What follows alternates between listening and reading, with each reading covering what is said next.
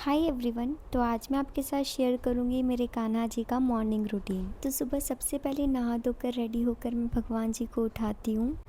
Full morning पूजा routine की video मैंने अलग से बनाई है डिटेल में। मैं उसकी भी लिंक डिस्क्रिप्शन में डाल दूँगी, अगर आपको अच्छा लगे तो आप ज़रूर देखना। मैं सबसे पहले कान्हा जी को घंटी बजाकर प्यार से उठाती हूँ और फिर पानी पिलाती हूँ। पानी पिलाने के बाद मैं उन्हें थोड़ी देर साइड में रख देती हूँ, क्योंकि मुझे मंदिर साफ़ करना होता है। फिर मंदिर साफ़ करने के बाद मैं वापस उनको उन्हीं की जगह पर रख देती हूँ। मैं उठाकर तुरंत नहीं नहलाती, थोड़ी देर बाद नहलाती हूँ। तब तक मैं भगवान के बर्तन वगैरह धो लेती हूँ। और भगवान के बर्तन धोने के लिए मैंने एक अलग से डब्बा बनाया हुआ है। जो नॉर्मल बर्तन धोते हैं मैं उससे नहीं धोती हूँ। इस बर्तन को मैं पीताम्बरी और नॉर्मल डिशवॉशर दोनों को मिक्स करके ही धोती हूँ। और ये मेरा बर्तन धुल गया। फिर मैं पौधों में से गुलाब और तुलसी पत्ता तोड़ कर ले आती हूँ। कान्हा जी के भोग में तुलसी पत्ता कंपलसरी होना चाहिए।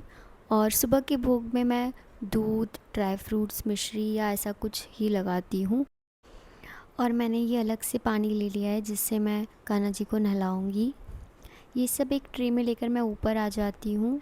फिर सबसे पहले मैं अपना आसन बिछाती हूँ और उसके बाद मैं मंदिर का पानी और कान्हा जी का पानी चेंज करती हूँ। और जो भी भोग लेकर आती हूँ उसे ये कान्हा जी की भोग की थाली में रख देती हूँ। फिर उसके बाद मैं उन्हें नहलाने की तैयारी करती हूँ। उसके लिए मेरे पास एक अलग से थाली है। फूल ज़रूरी नहीं होता है, इसलिए मेरे पास भी जब होता है तभी मैं यूज़ करती हूँ। जब मेरे गमले में उगता है तब मैं यूज़ कर लेती हूँ। फिर मैं कान्हा जी को नहलाती हूँ और इस टाइम आप कोई भी कृष्ण भजन सुन सकते हैं फ़ोन में, और कोई मंत्र भी बोल सकते हैं।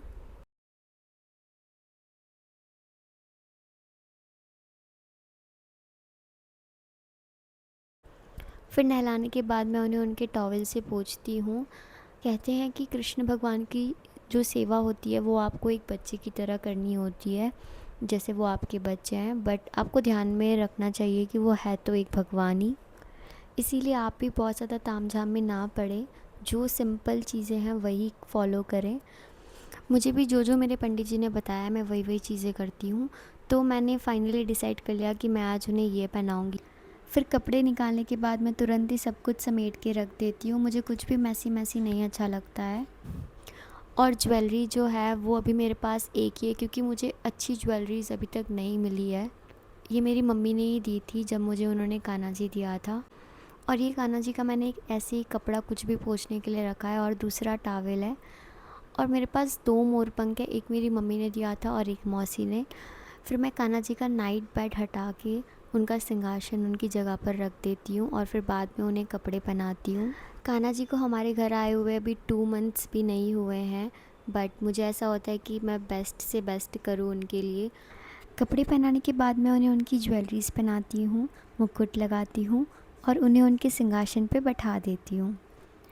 फिर उनके कपड़ों पर थोड़ा सा इत्र वगैरह लगा देती हूँ, और फिर एंड में मोर पंख रख देती हूँ। चंदन का तिलक लगाना मैं भूल गई थी, तो अब मैं उन्हें चंदन का तिलक लगा देती हूँ। फिर जब वो पूरे रेडी हो जाते हैं तब मैं उन्हें मिरर ज़रूर दिखाती हूँ। फिर जो उनका नहाया हुआ पानी होता है उसे एक लोटे में भर देती हूँ और नेक्स्ट डे पौधों में डाल देती हूँ। और अब जब वो पूरी तरीके से रेडी हो गए हैं तब हम उन्हें भोग लगाएंगे। भोग में सारे ही भगवान को दिखा देती हूँ और फिर एंड में अपने हाथों से कान्हा जी को खिलाती हूँ। और अब बारी आती है दिया जलाने की। इस वक्त मैं हनुमान चालीसा या कृष्ण भजन या कोई भी भजन सुनती हूँ। ज़्यादातर इस वक्त मैं हनुमान चालीसा ही सुन रही होती हूँ।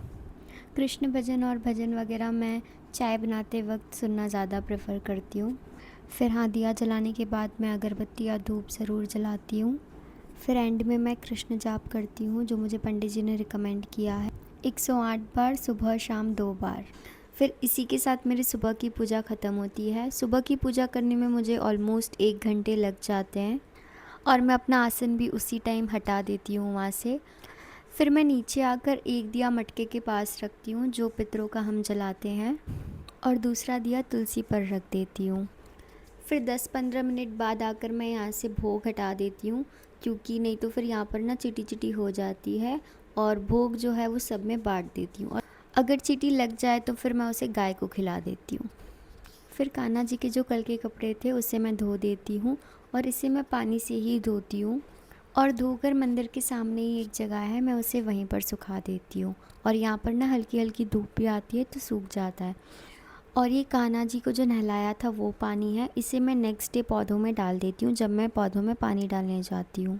तब तक के लिए मैं इसे यहीं रखती हूँ। फिर नीचे आकर मैं दोपहर का भोग तैयार कर लेती हूँ।